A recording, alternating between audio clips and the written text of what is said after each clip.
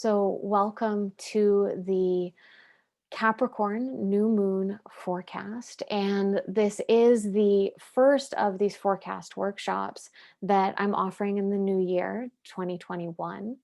It feels almost surreal to say that the year 2020 has been so dominant in our experience and our consciousness. And here we are in 2021. And lo and behold, the world has not gone back to normal by any means, but that what unfolded in such unusual ways last year is very much carrying forward into this new year.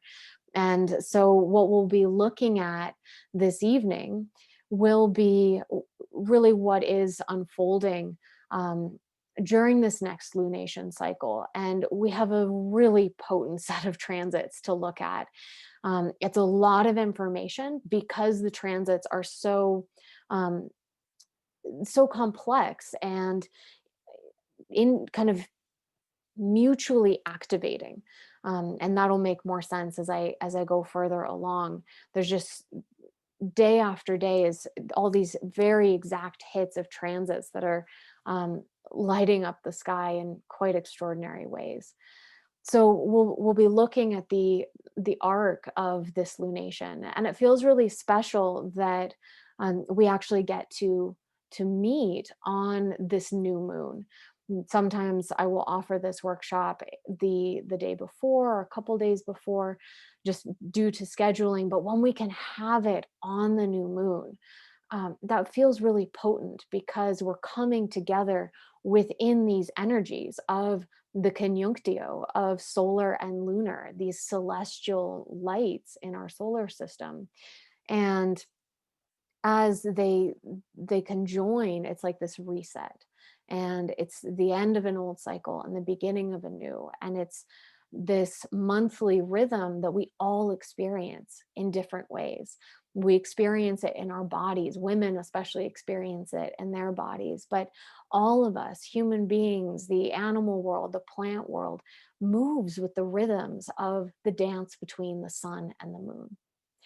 So, to give you an overview of what I will be covering, there's a structure that I've developed of first kind of taking in the broader picture of what's happening collectively, and then moving through the lunation cycle. And so, the lunation cycle, for those who are less familiar perhaps with that term or who are new here, the lunation cycle is the cycle between the sun and the moon when they come into aspect or geometrical relationship with each other. And so that's particularly the quadrature angles of the new moon when they're conjoined, the waxing quarter moon when they're at a square 90-degree angle, the full moon or an opposition 180-degree angle, and then the waning square, the next 90-degree angle, finally closing with the new moon. Now, in the lunation cycle, we also have soft aspects, just to get a little more technical. We have the trine, 220-degree angles that take place between the sun and the moon during the course of that cycle on either side of the full moon, and then two sextiles, 260-degree angles that take place on either side of the new moon. And so they're all evenly spaced around each other. It happens every month. And so that's our scaffolding. But what shifts are the other transits, the other planets that are coming into alignment with the sun and the moon, and also with each other. And so once I've kind of gone through that major scaffolding of the lunar cycle, speaking to the really significant transits that land on, say, the new moon or the waxing quarter or the full moon, and there's a lot of them this month. Some months, we just have the new moon, but there's no exact alignments on that day. It seems like every part of the lunation cycle this time is host to multiple exact alignments, which I think is part of what gives this upcoming month such a feeling of potency. Of when I was preparing for this and writing these transit updates that I usually do, I was just blown away by the beauty and the power of what we're seeing unfolding in the heavens right now. And so I really kind of feel in awe just even reporting about these dynamics, but they're complex. It's not a simple time as I think we all understand and feel within ourselves. Um, and so the last portion will be me looking at some of the other major transits that are unfolding this month. So, transits from Venus, transits from the sun to other outer planets, and so forth. Ingresses, a retrograde that makes it in there.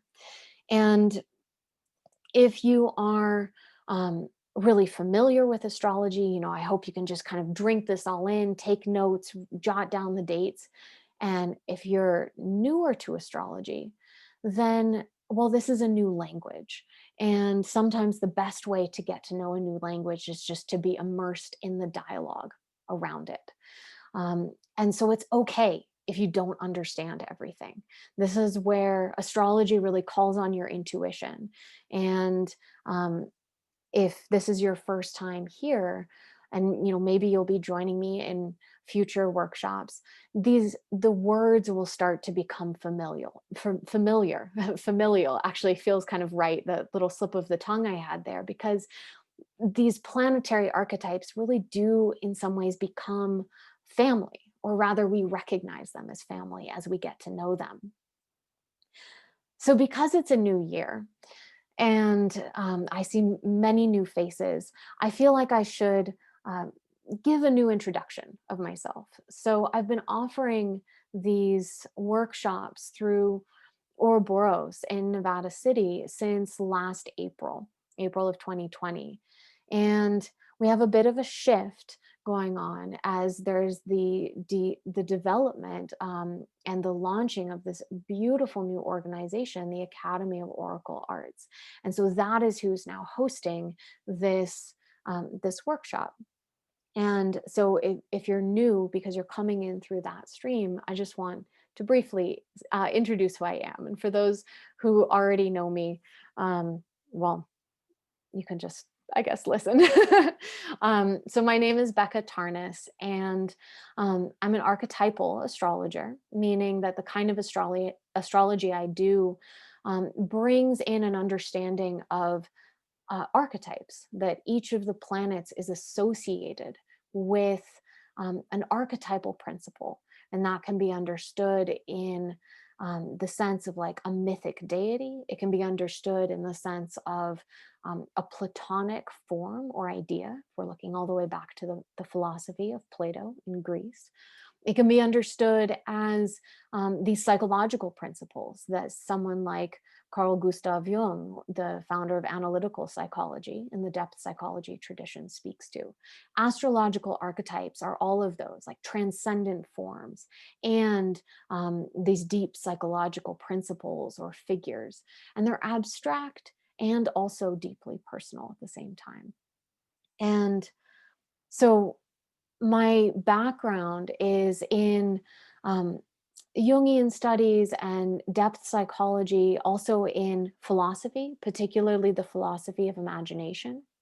And my work at this point is as a counseling astrologer and as a teacher. I teach both at Pacifica Graduate Institute and also at the California Institute of Integral Studies. And archetypes and astrology are definitely major features in what I teach. So I now want to turn toward looking at what some of the major transits are that we're currently in the midst of before I go into looking at the lunation cycle. In 2020, we had one really dominant alignment that we strongly experienced, and this was a triple conjunction. So, an alignment of three planets, all visibly right next to each other, of Jupiter, Saturn, and Pluto. Now, Pluto only would be visible there with a telescope, but Jupiter and Saturn we could see, and I hope all or most of you were able to see the exact conjunction on the winter solstice, December 21st. I'm so glad I got to see it. on the solstice. I went out looking the day before and it was cloudy, and just stayed knowing, and as long as I could until I knew it had set, and then was like, okay, I've missed it. That's Saturnian disappointment. But then I remembered, well, when you have Jupiter and Saturn together, the good and the bad get balanced out. And if you're met with disappointment, there's a good chance that something Jupiterian, some blessing, some gift will come through it to counterbalance the Saturnian um, lack. And sure enough, the next night, beautiful clear sky, twinkling stars, and I was able to see the exact conjunction of Jupiter and Saturn. So um, that was just such an amazing blessing. We won't see those two planets in a conjunction for another 20 years, and they won't be as close as they were this time for who knows how long. I would have to check with the astronomers on that one. So these three planets really dominated the zeitgeist throughout 2020.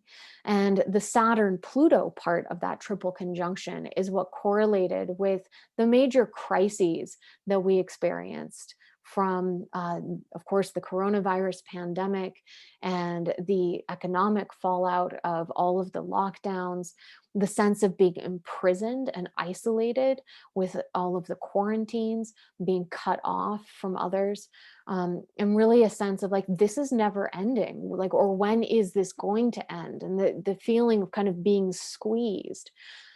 We can also see the Saturn Pluto in the the various political and cultural and social tensions. We can see the Saturn Pluto in the protests against police brutality last summer. And we can see the Saturn Pluto unfolding right now, too, in terms of the ongoing political crises. Now, there's other factors that are involved there as well that I'll bring in, but Saturn Pluto is our base node. So that's why I always come back to that and speak to it, because it's the longest lasting of the current alignments. Saturn and Pluto started to conjoin in 2018, and they will be with us through the end of this year, 2021. So anytime I'm talking about other faster moving transits, always keep in the back of your mind that Saturn Pluto deep rhythm, and looking back through times in history that Saturn Pluto were in alignment, as many of you have heard me talk about before, both world wars, 9/11, the Great Depression, the Great Recession, and so forth. Now, layered onto that deep base node of Saturn and Pluto was Jupiter. Jupiter was in the mix all year, amplifying, magnifying, globalizing the crisis effects of Saturn Pluto, but also offering us some hidden blessings.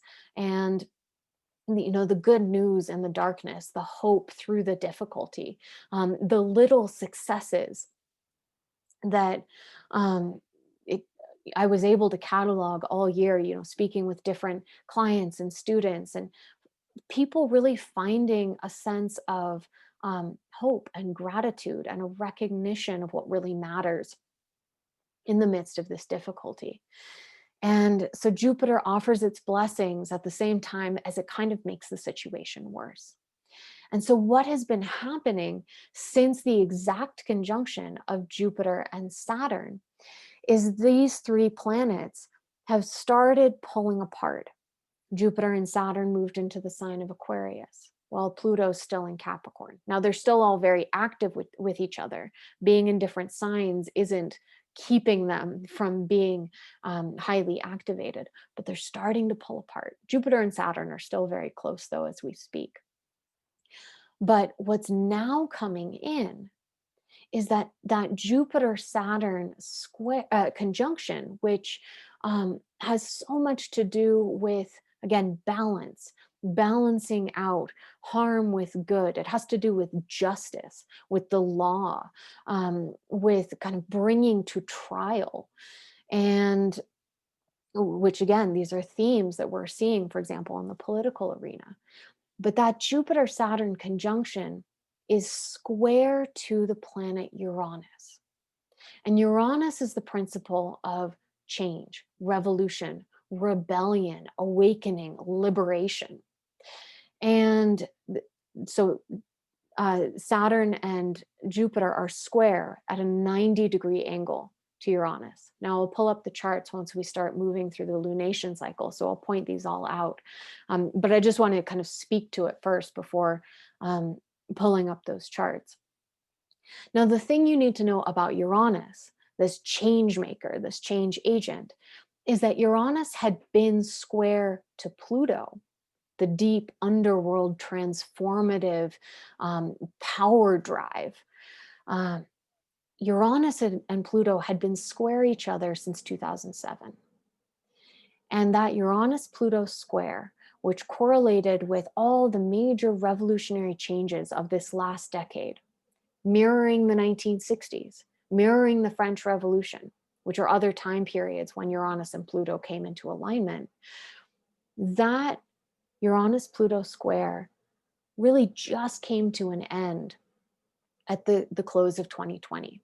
Now, I think because there are so many other planets connected to those two right now, that we're still feeling some lingering vestiges of Uranus-Pluto.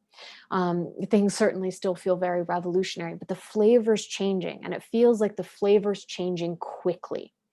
And that's very much the nature, particularly of Jupiter square to Uranus.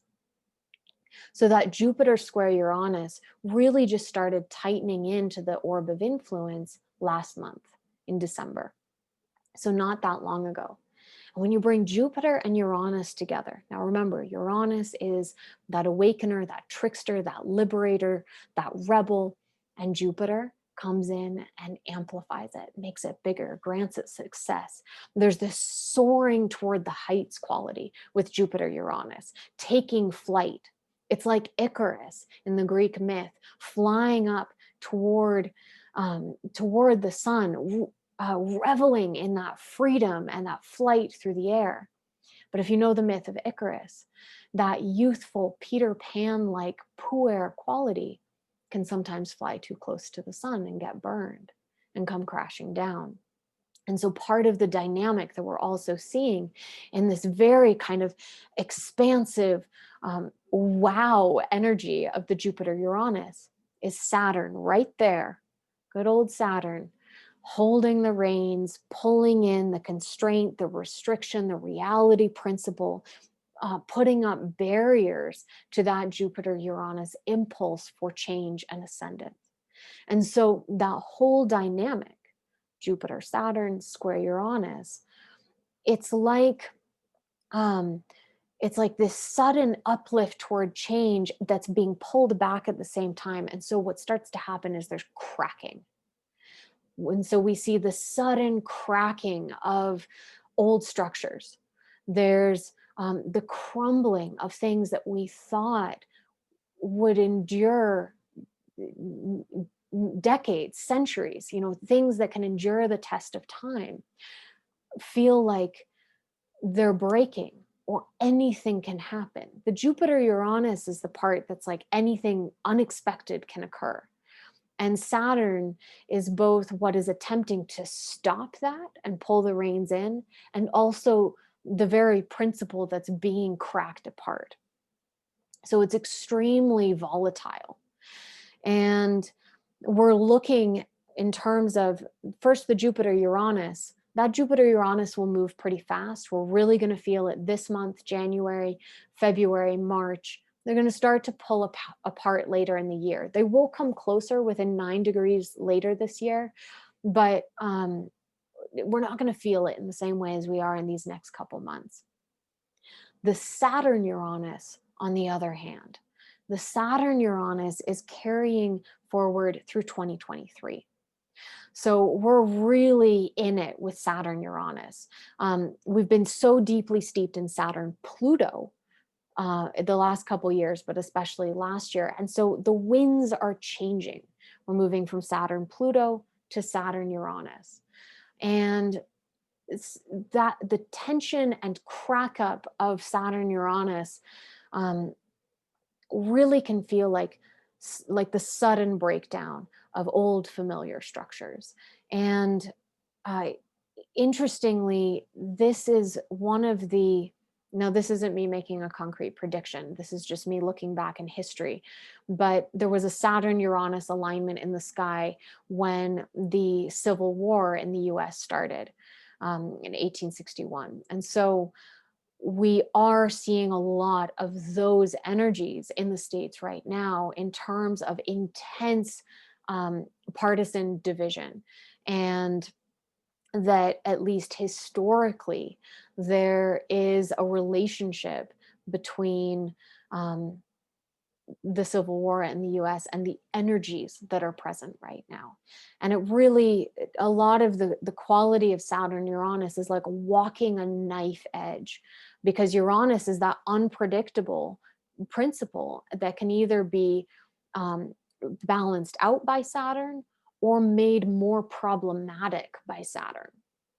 So this speaks to the multivalence, the multifaceted expression of archetypes, where we actually see all of these different manifestations coming through simultaneously, um, and that you, whatever your own um, let's say political position or opinions are, what I hope you can see with your archetypal eye in hearing these astrological correlations is that this describes all sides of what we're seeing.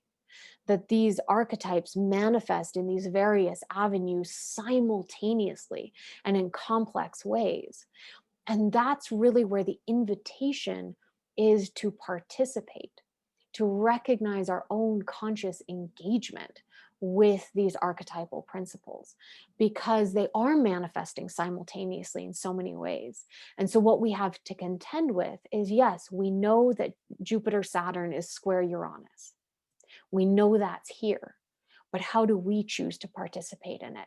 What parts of Saturn do we most want to bring forward? Do we want to bring forward the sense of responsibility and maturity and the wisdom of experience? Or do we want to bring forth um, a kind of punitive, punishing, uh, more negatively oriented expression? Do we want to respond from fear? These are questions to sit with. Those are all Saturn, everything I just described.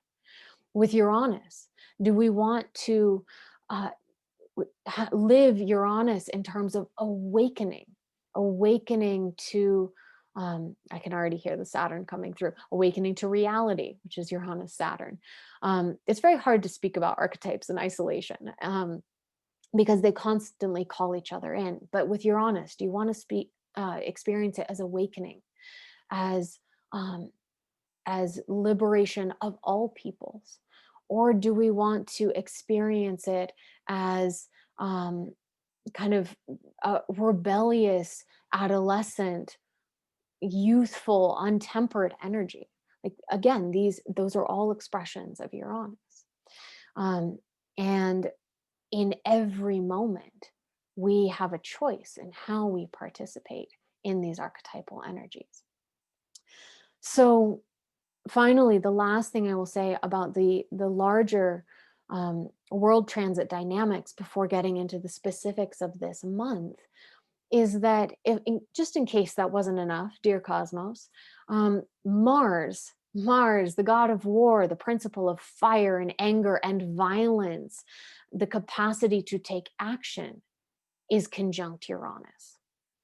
Not only is it conjunct Uranus, it moved from the last degree of Aries into the sign of Taurus on January 6th, the day that the insurrection started in the Capitol. So that change of signs, Mars bridged between its own home sign of Aries, the last degree of it, into Taurus. But the moment it moved into Taurus, it started to approach Uranus very quickly.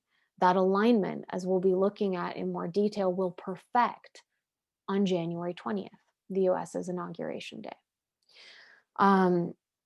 I've definitely been sitting here with these transits and these dates and just feeling like there is an orchestration beyond what we human beings can conceive. And again, that's while sometimes it may feel like, well, this is just the hand of fate, surrender to it, we have no control. I personally see that again as that call to participate, to co-create, to learn how to dance with these energies. Um, because Mars conjunct Uranus is volatile. It's the sudden upwelling and explosion of at least the potential of violence, um, and anger kind of reaching an explosive level. And having that square Jupiter, having that square Saturn, um, these really are some of the most um, firecracker explosive energies that can all be put together. And they are peaking this month. So this is the world, this is the archetypal zeitgeist we are living through at this moment. And I was speaking with my dear friend and colleague Laura Machete about this Mars Uranus alignment. And I said, well, what is a positive way at a collective level to channel Mars Uranus? Like at a personal level, um, you can definitely move it through your body. Go for a run, go for a bike ride. Maybe be a bit careful when you're driving your car. Um, don't get on that motorcycle. But you can kind of temper it at the personal level. And she had a wonderful response. She said, well, maybe it looks like rebelling Uranus against violence. And I really liked that answer that she brought up. What does it mean to rebel against violence or against anger? That is the liberation that we're finding. Can we liberate ourselves from being consumed by anger and find some other channel for those energies? So, all of that being laid out, I'm now going to share the transits for the lunation cycle as they are unfolding. So, let me just pull up the chart of the moment. And so, what we see here, this is the chart of today, the Capricorn new moon. It's set for 9 p.m. Pacific time, which is when the exact new moon will take place. And look at this lineup. Here is the new moon, moon conjunct sun in Capricorn within 1 degree of Pluto. So, not only is it the new moon today, the beginning of the new cycle, all of those luminary energies are focused directly on Pluto. Pluto, the archetype of intensity and extremes, of the depths of the underworld, it's like the broiling cauldron of the instincts, are all being directly focused on, highlighted, and felt. Um, Tomorrow, is it tomorrow? I believe it's tomorrow, or 2 days, that's what it is. On January 14th, that the sun will make its exact conjunction with Pluto. And so, even more, we will feel that intensity of the Sun Pluto conjunction, where the sun and Pluto have a really interesting relationship. The sun as the center of the solar system, the planet, or in this case, it's not a planet, but the celestial body we name first, and then Pluto, the furthest out of the solar system. And that the sun and Pluto are like the hero and the dragon facing off with each other. But it's also the hero facing its shadow. And Sun Pluto is as much the descent of the ego as the willing sacrifice of the heroic self. So this is what's shaping this new moon energy and going forward over these next few days, especially with the perfection of the Sun Pluto alignment on January 14th. And as you can see, there's just this massive stellium crossing between these two signs: Moon, Sun, Pluto, Saturn, Jupiter, and Mercury, all lined up here. And Venus, also in Capricorn, is catching up with the whole thing, as we'll see later in the month. And here's the square. There's the Mars-Uranus conjunction, forming that very tight square to Saturn and Jupiter and Mercury, actually. Mercury really being in there in terms of a lot of revelations, like Mercury square to Uranus, sudden, unexpected revelations, even maybe with Saturn there of an unpleasant nature, unexpected realizations. How much is just the news, media, Mercury is dominating right now as well. I know for me personally, I've been getting better at, not being too much on social media, focusing my energy more inward, writing more, and then January 6th hits, and suddenly I'm doom scrolling along with, it feels like at least the whole country, if not much of the world. So going forward from the Capricorn new moon, which is so potent, um, there's a couple other alignments actually that perfect right now. Um, One is the Saturn Mars square makes its exact alignment tomorrow. Um, Mars has been squaring the Jupiter Saturn Pluto stellium basically since August.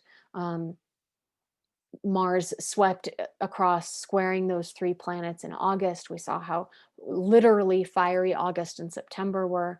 Then it turned retrograde in September, swept back across those planets. And then, because these three planets have been moving further apart in these last several weeks, it's taking longer. Mars isn't just hitting them in succession by within a few days, like in October. It's spread out more by a few weeks. So Mars was really tightly square to Pluto right around the solstice. It perfected on the 23rd of December. And so it's tomorrow that Mars makes its exact final square to Saturn. It'll be a little bit further on that it makes the exact alignment to Jupiter. That takes place. Let me see. Um, That takes place on January 22nd. So you can see they're a little bit more spread out, but not too much. I mean, it's only 10 days between them. Um, so Mars with Saturn, it Saturn is trying to contain that Martian fire and energy, which it can do to a certain degree when it's exact, but the fact that both Jupiter and Uranus are there amplifying and exploding Mars makes Saturn's job harder when it comes to containing. So it really does make all of these energies very crunchy and frustrating and grinding. And it's like I had this image of like a mortar and pestle kind of just grinding these energies together. And then the other alignment that perfects tomorrow, just on the heels of the new moon, is this Venus trine to Uranus. And Mars is still within orb. And this may be a little bit of the saving grace right now, because one, it's trine, softer angle, and also because it's Venus. And Venus brings in the heart, brings in love. And so it can be the unexpected love, the unexpected friendship or connection, the Venus Mars dynamic. It's like the classic archetypal lovers.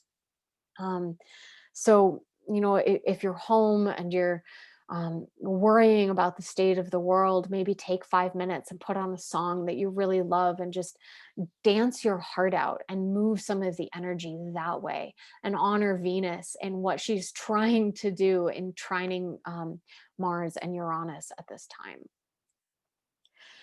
So moving forward now to the waxing quarter moon, we can see this will take place on January 20th. So as I mentioned, this is the US's inauguration day, and that waxing quarter moon, the moon right in the first degrees of Taurus, square to the sun, which just ingressed into Aquarius the day before. So January 19th.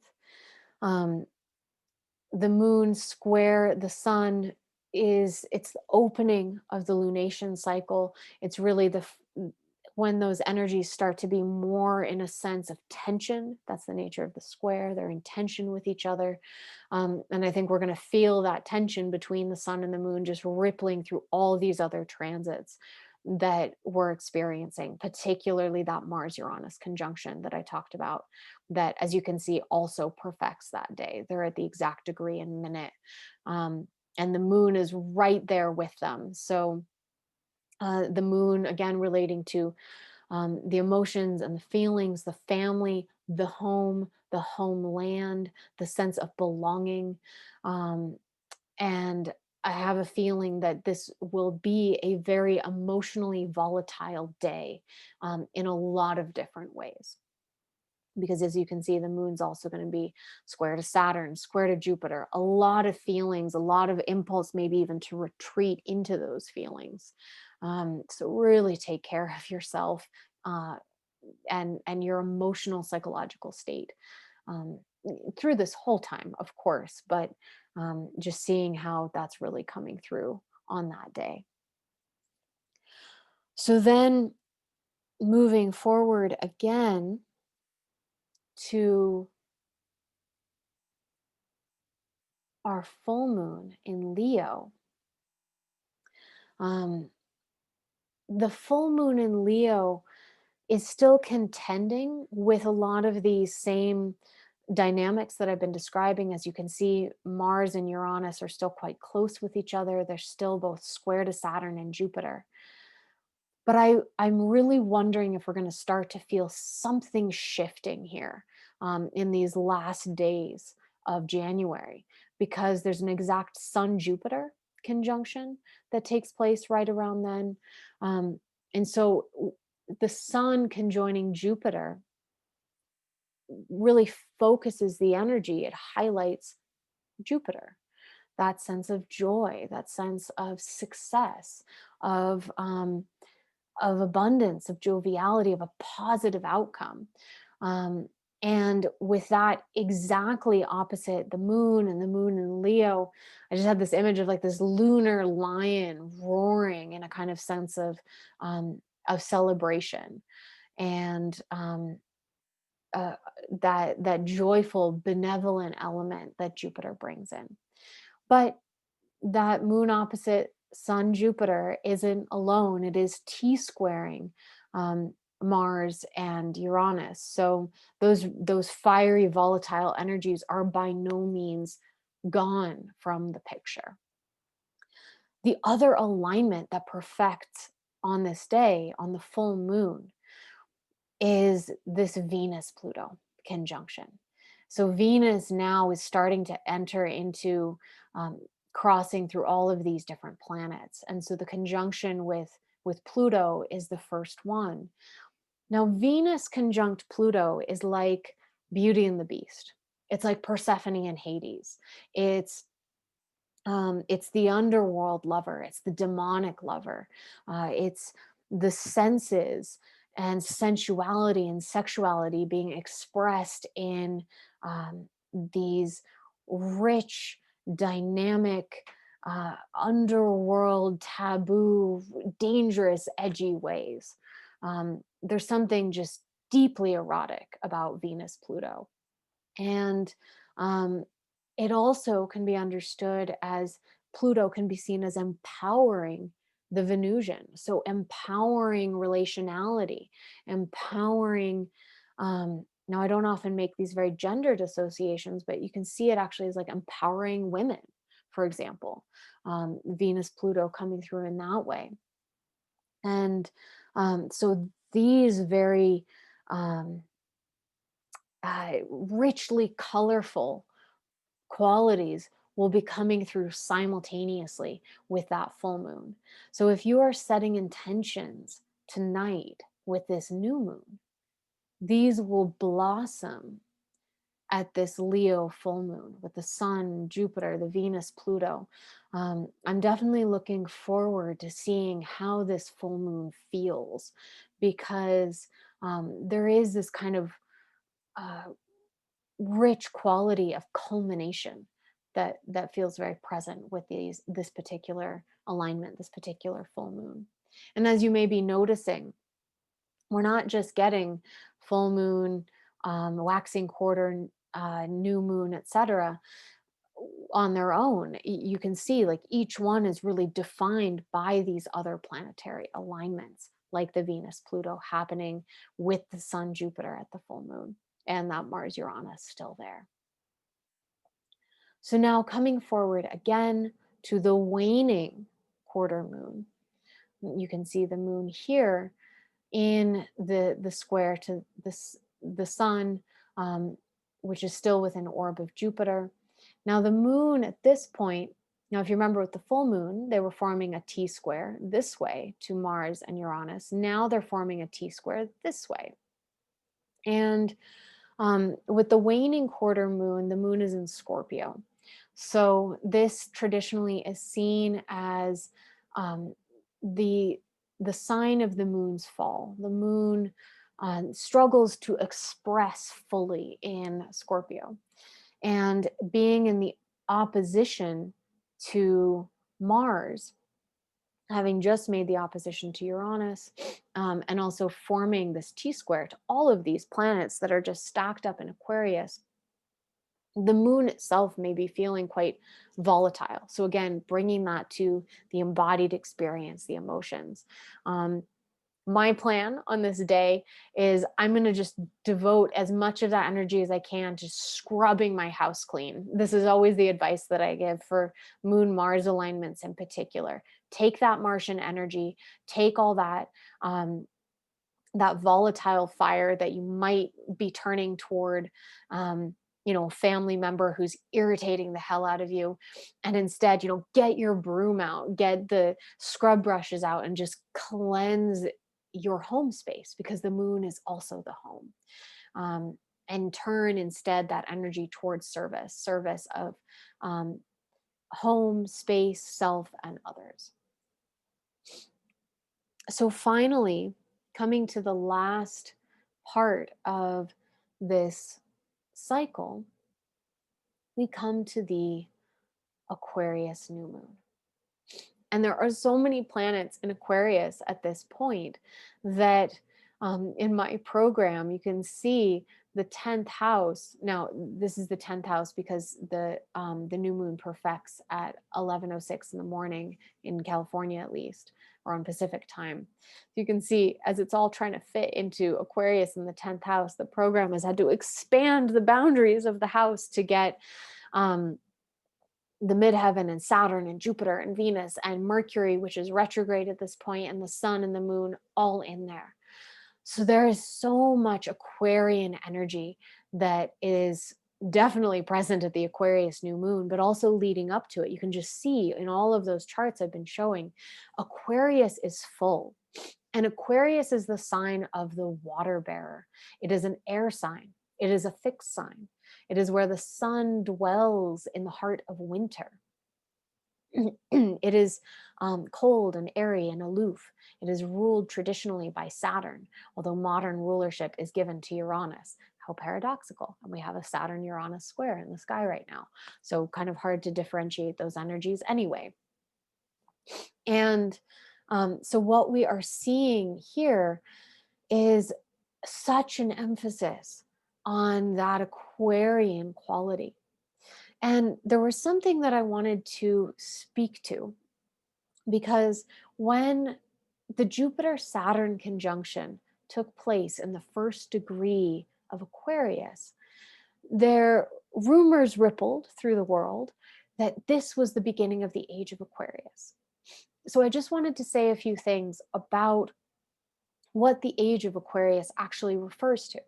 It doesn't actually refer to the Jupiter-Saturn conjunction taking place in Aquarius, although that does initiate a larger cycle of Jupiter-Saturn conjunctions every 20 years taking place in air signs for the next about 240 years. So it also doesn't refer to that, although it is the beginning of a new age, you could say. The age of Aquarius refers to the precession of the equinoxes. And so the sun rises in front of a different sign that changes every about 2,500 years, 2,000 years.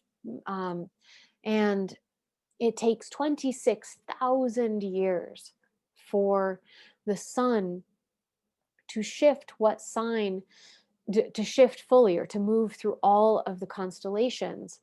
Um, let me see how I'm describing this. Basically, the first day of spring, the sun currently rises in front of Pisces, and at the very end of Pisces, it's really close to switching to being in front of Aquarius. And this is what is referred to as the precession of the equinoxes. Before Pisces, the sun at the beginning of spring was rising in front of Aries. And actually, this is when the tropical zodiac, which is what I use in my astrology practice and what is often used in Western astrology, the tropical zodiac was set when the sun was rising in front of Aries, which is why the sun moves into Aries, ingresses into Aries at the spring equinox. So that's the tropical zodiac. But the sidereal zodiac tracks the fact that, well, this whole thing is shifting because the Earth has a 23.5 degree wobble, or it's at an angle and then it wobbles along that. And so we are at this kind of threshold point of the sun shifting from the age of Pisces to the age of Aquarius. And that term, the age of Aquarius, from the research that I've looked at least, actually, Carl Jung was one of the people who really first brought that term and our understanding of it to the fore through his Red Book experiences. But he's drawing on insights from theosophy and various traditions that are informing his ideas. And of course, this long, deep understanding of the precession of the equinoxes. But in terms of the age of Aquarius, as we hear about it sung in the musical Hair, it's not the way Jung described the age of Aquarius wasn't all love and light as we see presented by the musical Hair, or certain ways of describing what the age of Aquarius is supposed to be. For Jung, it actually, that shift into the age of Aquarius looked much more like a time of crisis and dissolution of old structures. In a lot of ways, what we are seeing now, which is interesting. But the reason I'm defining all of this is just to differentiate the Jupiter-Saturn conjunction at the beginning of Aquarius from the age of Aquarius. And there's a lot of debate about when the age of Aquarius actually starts. Certain people have given exact years, like 1940. Some people say it won't even start for 800 years from now. So anywhere from 1940 to 800 years from now is about when it could begin. And the reason it's not precise is because the constellations are all different sizes. So there isn't a marker in the sky with 30 degrees per sign like we have in this beautiful chart up against the constellations. So that's why it's ambiguous when exactly the age of Aquarius is beginning. But I did want to just speak to some of what Jung said the age of Aquarius was about, because really the core of the age of Aquarius, from his understanding, was that it was a shift from looking to some external hero or savior for our spiritual salvation. And he saw the end of the age of Pisces really as the end of the age of Christ. Now, of course, we have to situate this within a Judeo-Christian Western perspective. That's where Jung is speaking from. So acknowledging that, but that's what he was contextualizing it within. And then the shift to the age of Aquarius, which feels much more universal, is that each person is taking on their own spiritual burden, no longer looking to a Christ or any other external figure, but rather looking inward to yourself to be your own savior, to be your own hero, to carry your own spiritual and soul burden. And that's what we see in the symbolism of the water bearer who bears the water, the spiritual waters, on his or her back or shoulders. And so this is an image to sit with as we see all of these planets move through Aquarius. So I'm going to stop sharing the chart and just speak a little bit more to some of the key transits of this month. Um, I'll just kind of be throwing the dates out there so you can jot them down. But this is a good moment for me to also say that now some of you I know are quite familiar with this, but I write these monthly transit updates. I send them out on my mailing list. I post them on my website, which is beccatarnas.com. And then I also, if you follow me on any social media accounts, Instagram, Twitter, Facebook, I post them on the day that the alignment is taking place. And so if you go to my website, for example, you can see the whole month ahead with the exact dates and times of when these different alignments perfect. Now, and you can use it in a variety of ways. You can print it up and put it next to your calendar, and you can use it to plan your month, or you can use it as a kind of journaling retrospective tool, which can be really helpful. Um, the caveat that I always want to give around using these is that even though I'm giving the exact date and time of when the alignment happens, depending on what planets are involved, you need to expand the time that it's in effect. So, for a transit from the moon, it's going to last several hours. Transit from the sun, well, that's going to last actually about 10 days, 5-degree orb in, 5-degree orb out. Same goes for Mercury and Venus, about 10 days. Mars, a little bit longer, several weeks. Now, once we reach Jupiter, um, we're looking at months here. Saturn, Uranus, Pluto, Neptune, they're all in the order of years. So when you read these alignments, know that this isn't just active on the day that I'm describing it for. It's most potent then, but you're going to be feeling it before, you're going to be feeling it after. And if you want to get really into it, you can kind of map this out in your calendar as a way to, see the archetypal waveform come in and move out. So just to touch on a few of those transits before we open up for dialogue. The Sun and Venus will both conjoin each of the planets in that Capricorn Aquarius stellium. I mean, at this point, it's basically just an Aquarius stellium, but I'm keeping Capricorn in there because Pluto's still in Capricorn, and be squaring that Mars Uranus. So the Sun and Venus are just lighting up that part of the chart that we were looking at. It's like this gauntlet of intensified energies. So I already mentioned the Sun will conjoin Pluto on January 14th. That happens to be the same day that Uranus turns direct.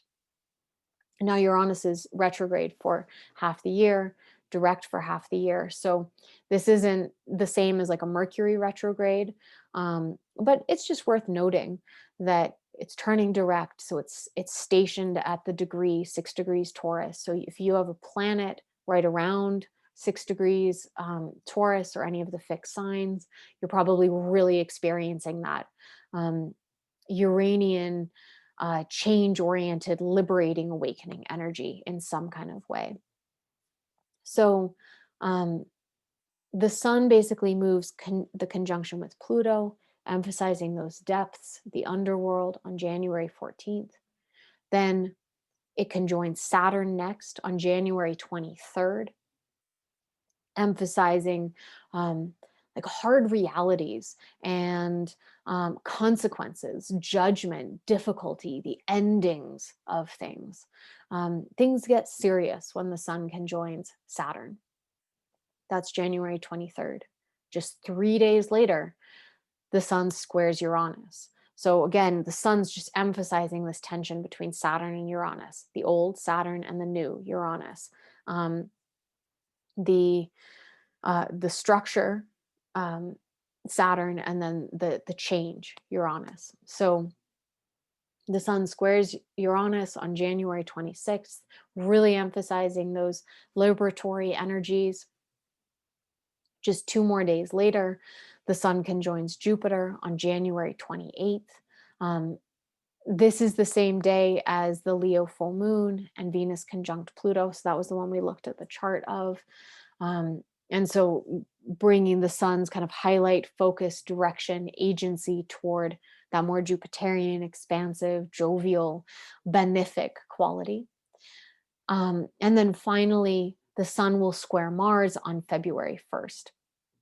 So then turning that focus more toward the warrior, toward anger, toward violence, toward taking action, activism, and so on. That happens to be the same day that Venus ingresses into Aquarius. So that's when the whole, more than half the pantheon is all stacked up in Aquarius. Or I guess it's half the pantheon, 5 of them. Now, Mercury, this is just a brief little note on Mercury. Mercury isn't doing as much as, say, the sun is doing throughout this month, because the sun is just sweeping through all those outer planets that we've been talking about. What Mercury so kindly offers us is it's turning retrograde in Aquarius on January 30th. So, Mercury retrograde, last year was all in water signs. This year it's moving all into air signs, because that's what Mercury retrogrades do. They happen 3 times a year for 3 weeks at a time in one element. So all trine each other. So air sign retrogrades. And as with all Mercury retrogrades, it's a good time to slow down, not push forward in terms of communication, writing, ideas, travel. Really just, if you are having to travel in some way, just know it's going to take probably longer, or that miscommunication is more likely. And being in that airy sign of Aquarius may, I got this image as I was thinking about this particular Mercury retrograde in Aquarius, of someone taking a paperweight off a stack of papers and the wind just blowing through and all the papers going scattering everywhere. Like, that's probably but what this Mercury retrograde is going to be like in the air sign, because that's very much the nature of Mercury retrograde. You have to go back over things. You have to go find the papers that got scattered in the wind. Your thoughts might be all over the place. So as best you can, plan for that Mercury retrograde.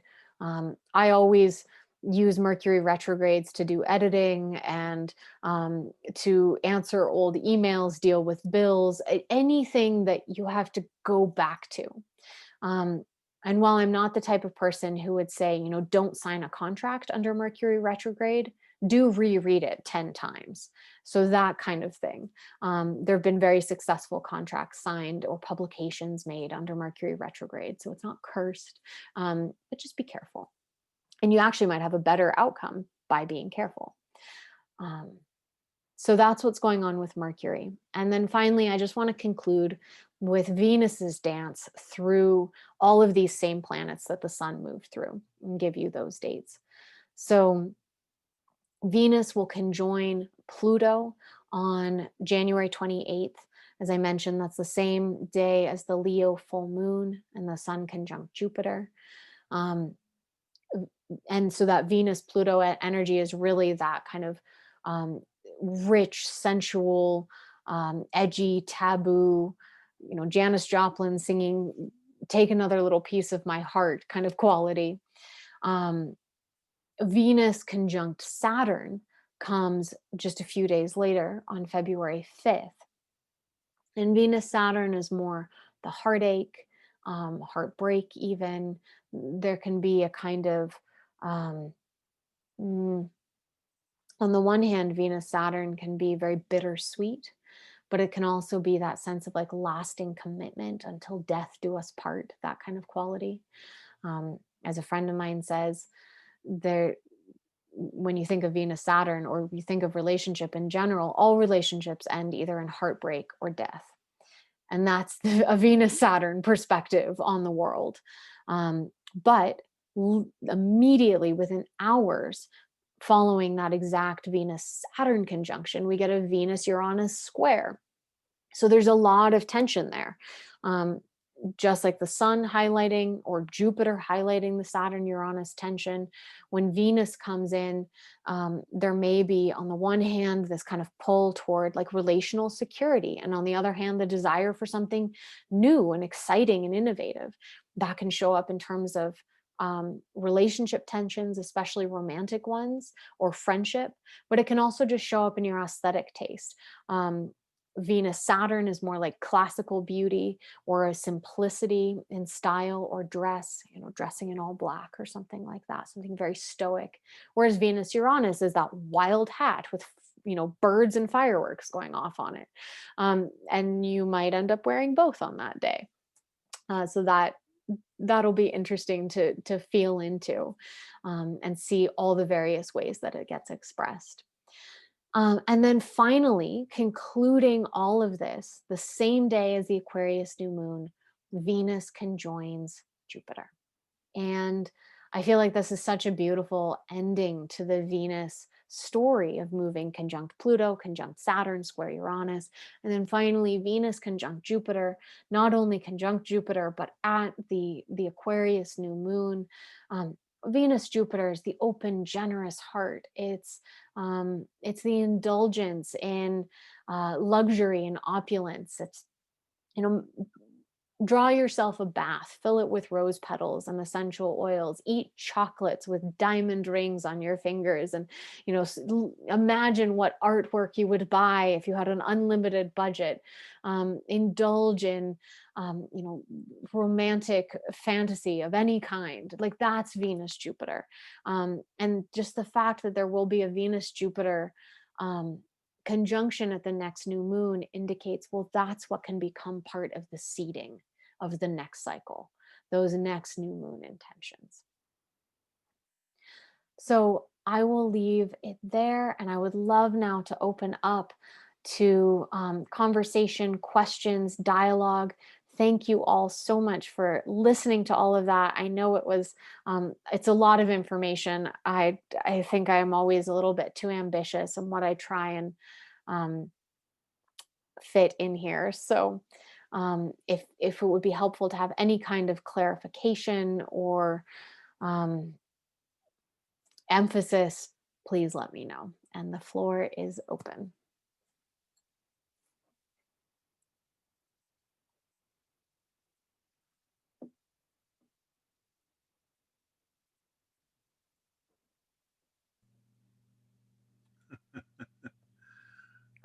I've been hanging out here in the dark.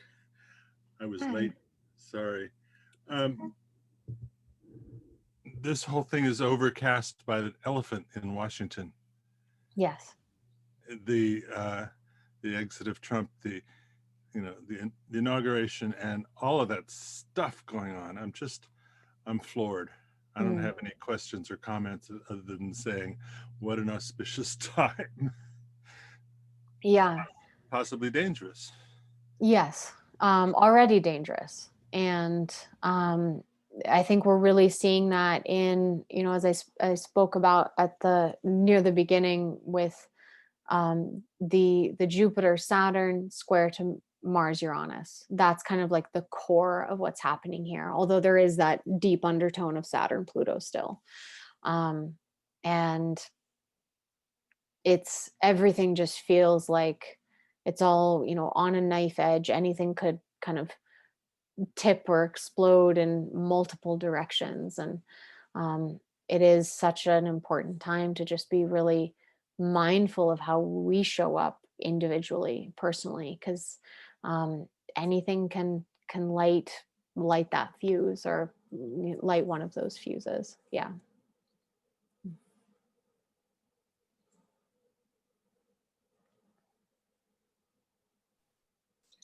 I have a quick question about Aquarius in general, from the point of view of Aquarius being co-ruled by Saturn and Uranus, and then having them squaring.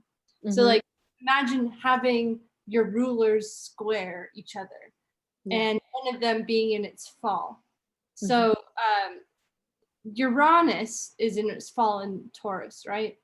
And so having one of your rulers in fall squaring another ruler, would you say that Saturn in Aquarius wins over Uranus in its fall in Taurus? Or like, how does that square end up coming across? So like, I would think that Uranus in some instances would be able to move Saturn a bit, like and bring about some enlightenment, but it's in its fall. And so would Saturn in Aquarius be able to like dismiss anything that Uranus in Taurus is trying to do, because it's in its rulership versus Uranus being in its fall? And then I don't know, I guess I'm just like curious about that. It's the co-rulership battling itself out over Aquarius. It's a great question. And it, it goes into some areas that just as an astrologer, I don't work with as much. So I really appreciate you bringing forward, those ideas. And I think my own astrological approach, which is very historically based, is more and really kind of connected to that sense of multivalence, looks at, well, what is the wide range of ways this is coming through, has been coming through, came through in the past when Saturn and Uranus were in alignment in different signs. And now that would be a really interesting research project to do, of like, okay, well, when was the last time Saturn and Uranus were square in these signs? That would definitely, I think, be able to help answer that question. And I can't do that off the top of my head. But looking at the larger just Saturn Uranus dynamics, we can see a lot of diachronic patterns, like patterns through time.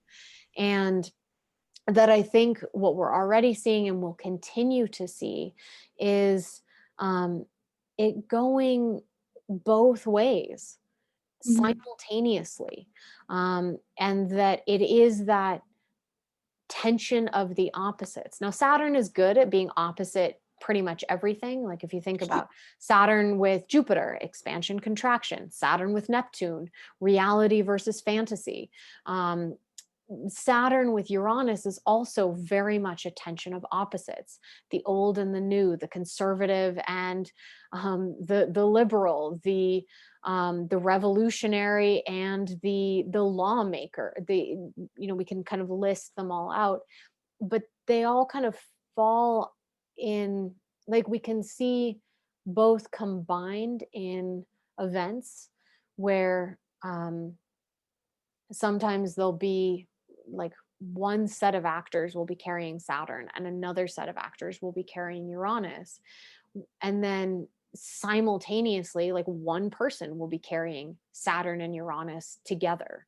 And so you see that kind of contradiction taking place within one person.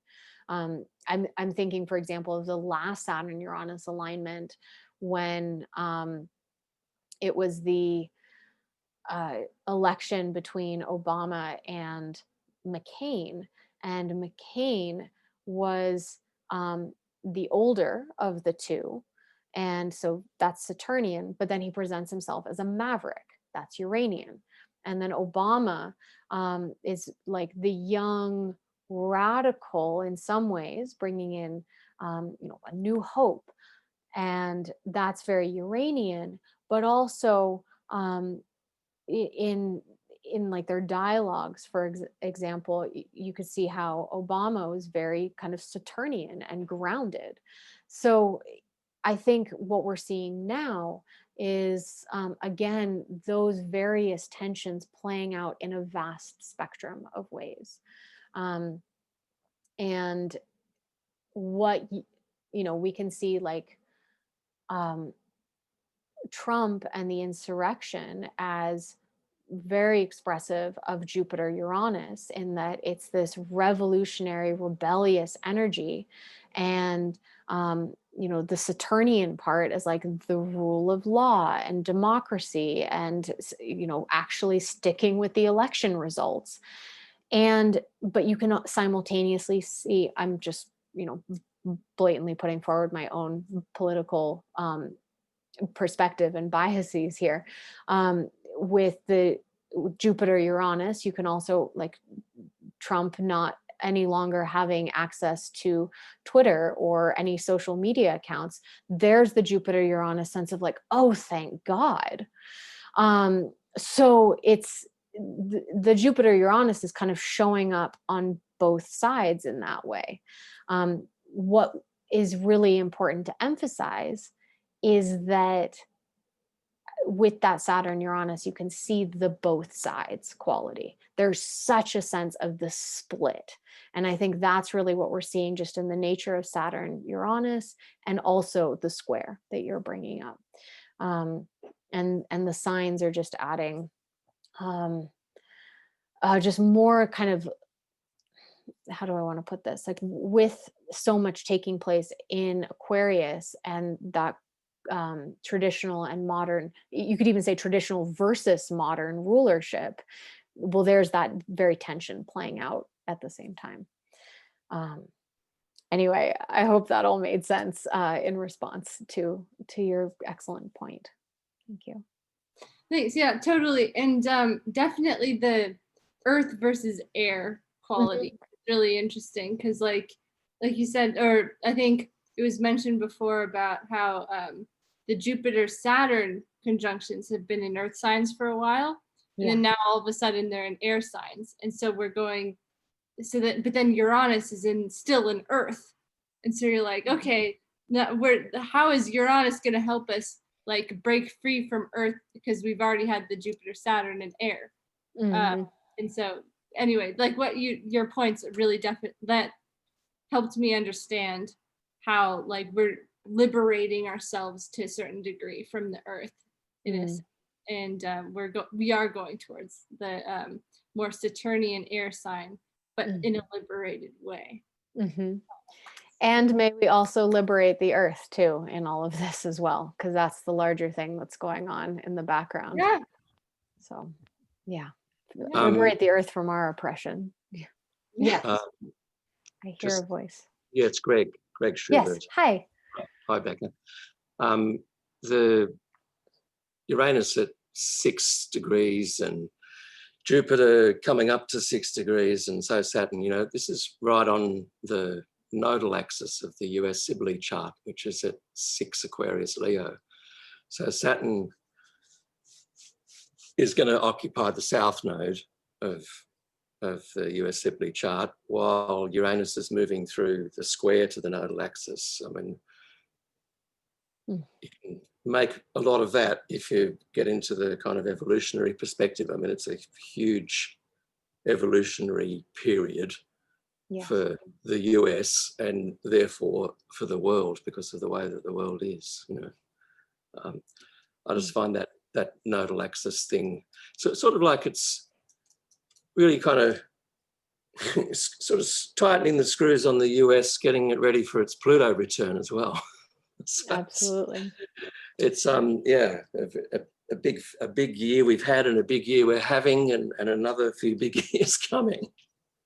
Yeah, it's any sense that things were going to go back to normal in 2021, I think, has been rapidly dashed, as many astrologers have been saying. Changing, yes, it's not the same as last year, but that doesn't mean it's going back by any means. Becca, remember Groundhog Day? The Groundhog Day effect. You keep going in circles and in circles and in circles. In my chart, especially that Saturn thing. Now, how does it look? I mean, as we go into February, especially around that time, are we going to break out of some pattern that we're stuck in now, and for the rest of 2021? Does it look like a breakout, or are we still going to be kind of stuck in the same around and around? That's a good question, and looking forward through 2021, and just kind of holding in mind more of the outer planet alignments rather than all the inner planet ones. The big thing that's really tight through this year is Saturn square Uranus, will be for the next couple years. This Jupiter Uranus is fast. Like most Jupiter Uranus alignments last about 14 months. And this Jupiter Uranus alignment came to the 10-degree orb of influence last April and May, and then moved out again. And then it's here now. It perfects. Let's see, which day does that perfect? It perfects on.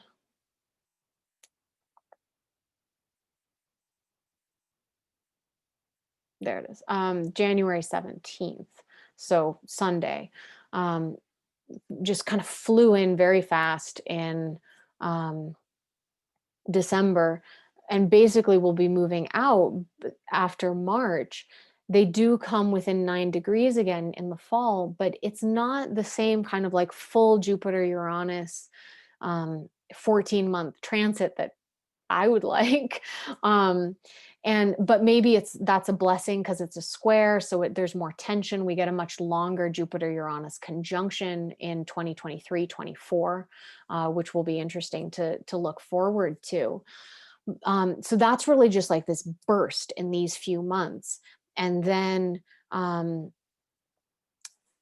but it's really it's most volatile right now because what Mars is doing in the whole mix. Mars with Uranus, Mars with Jupiter and Saturn.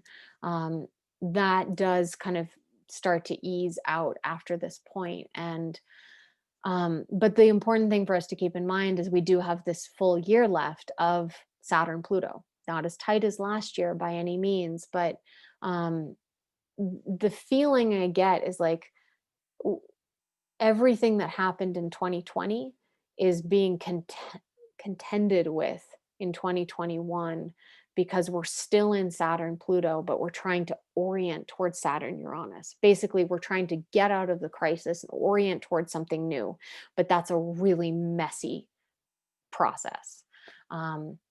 And here we are in the mess and all the things cracking apart that Saturn Uranus is so good at ushering in. I know that's not the most reassuring thing, but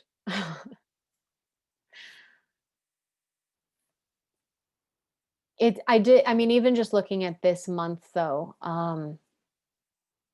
as I was writing up all the transits for the month, I could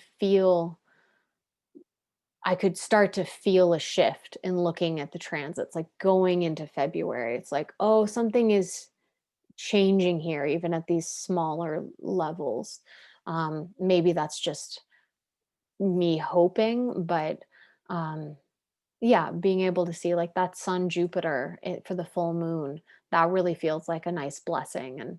And let's take the blessings where we can, even if it's just a day or two at a time.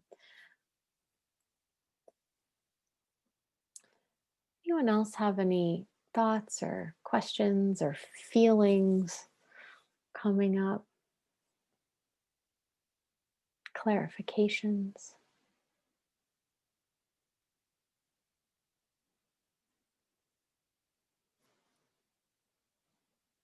No pressure. I asked this in an email. Is there any chance you post those charts on your website next to the descriptions? I will. Yes. Thank you for that great suggestion. I'll put it up in the list as soon as I get those up, probably later tonight or tomorrow morning. No hurry. Thank you very much. Of course. Yeah, no, it's a wonderful, wonderful thing to ask. And I'm glad you did, because just getting it in the video obviously you can't capture it. Or study it. Or study it, yes. Thank you.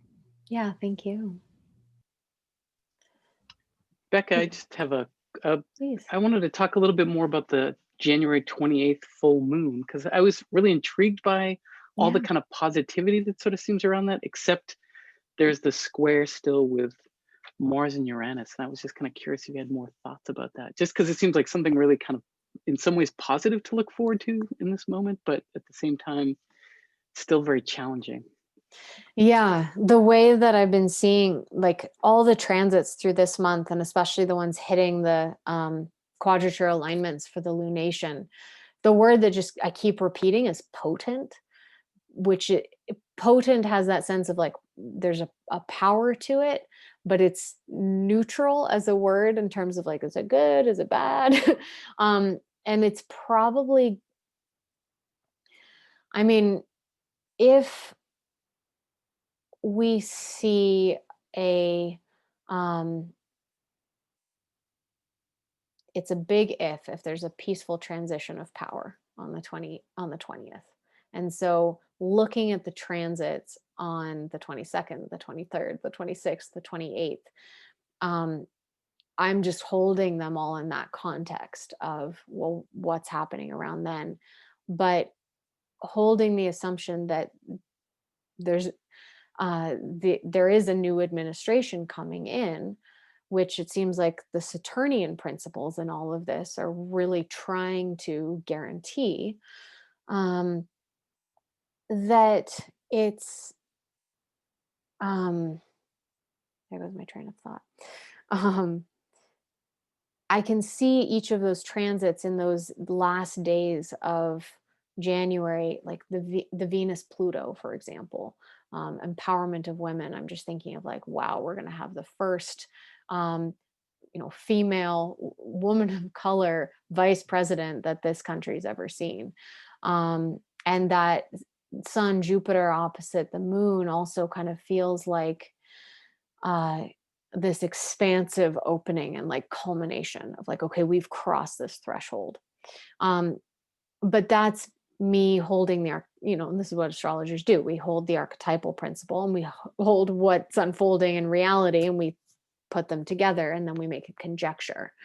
And as many of you have heard me say multiple times, like I don't do concretely predictive astrology, but intuitively I do feel this sense of like opening, but it's not like the storm is just going to be over because it happened 3 days before. Like, and I know I'm speaking in a very US centric way right now. But this country is going to be grappling with what's happening right now for a long time. And even if everything is suddenly quelled, something huge has been stirred up. And that I think does speak to just, again, the larger Saturn-Uranus dynamic of like, okay, what are we contending with? The US Civil War happened under a Saturn-Uranus alignment. So there is the potential for something of that scale. Now at the full moon, do we feel some relief, some joy, some celebration? I certainly hope so.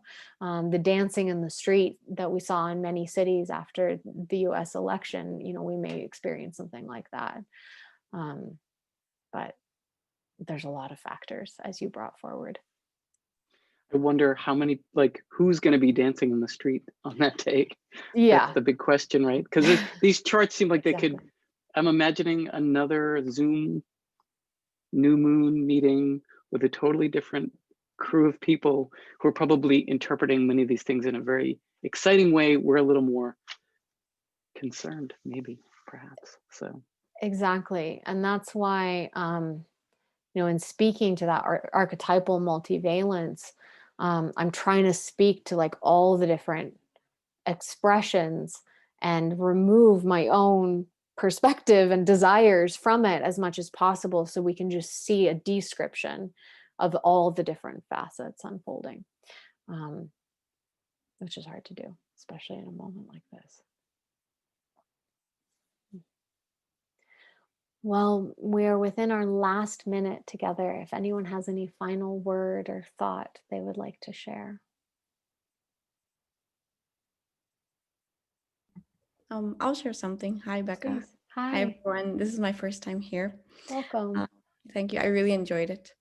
And I just want to say that what really stuck with me tonight is when you were talking about the Saturn Uranus, leading us into 2022 and the multivalence of it and like what's side of the veil we're choosing to identify with and what we're gonna basically embody or bring in.